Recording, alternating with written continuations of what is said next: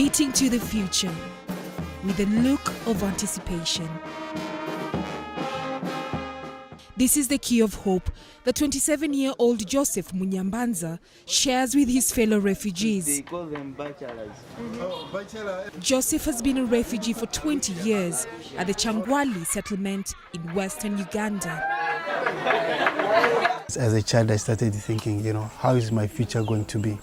And thinking of my future, I realized that we're not having good education here.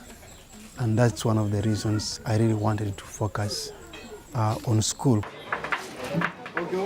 At tender age of 14, Joseph identified the education gap among the refugees. He teamed up with other ambitious high school students to start a support group they called Koburwas, standing for Congo, Burundi, Rwanda and Sudan refugees.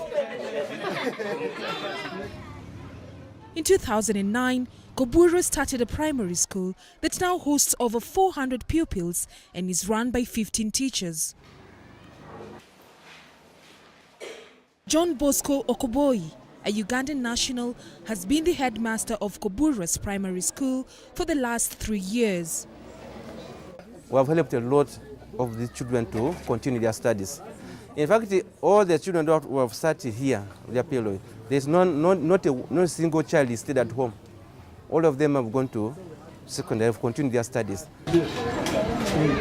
Joseph got 2 scholarships for his A-level at the African Leadership Academy in South Africa and a MasterCard Foundation scholarship for an undergraduate study in the United States.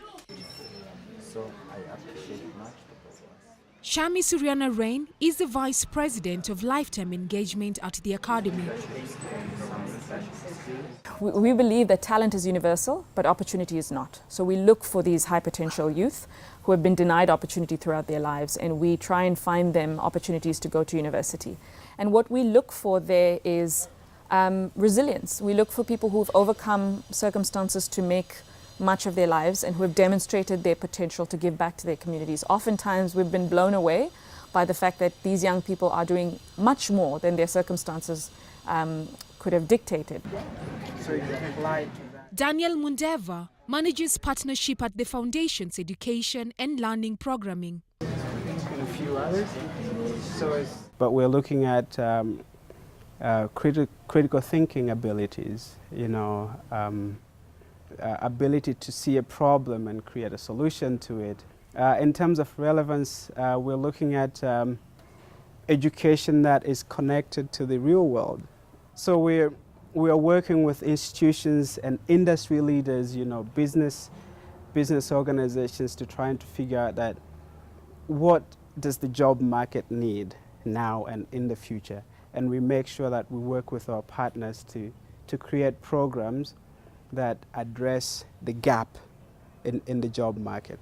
And the gap that I'm addressing is that mismatch between what people learn and what is needed in the workplace.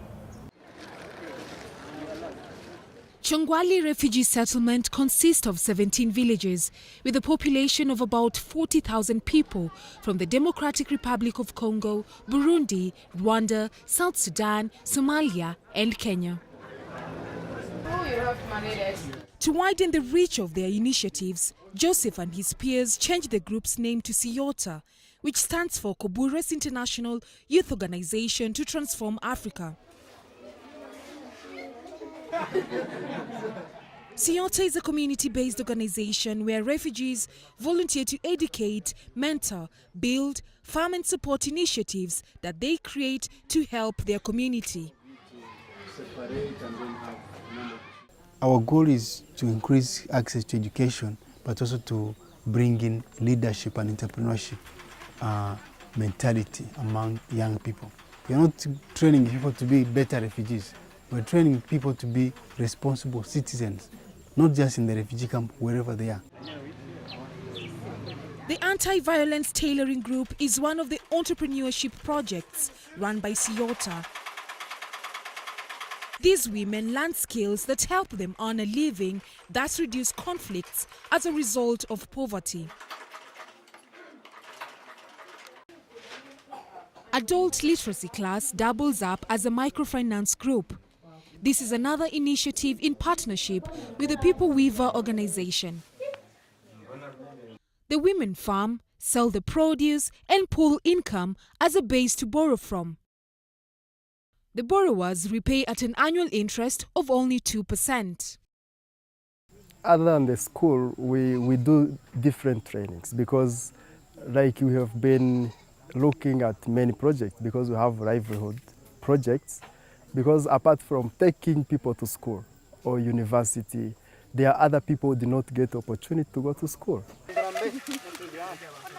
The youth community group boasts of being a caretaker of 20 acres of land within the settlement allocated to them by the Office of the Prime Minister of Uganda. On this land, they plan to build a vocational center which will house all their initiatives and train 100 people per year. Doesn't matter how long I'm going to stay here. If I'm to do something, if I'm to give a child education, I want to give you education as if you're going to live here forever. Because some of them may live here for the next 10, 20 years. And to me, even if it is 2 years, they are studying in a very good classroom, they have a good teacher, they have breakfast and lunch, that education is going to be centered and concentrated in a way that is going to help them to have a strong foundation.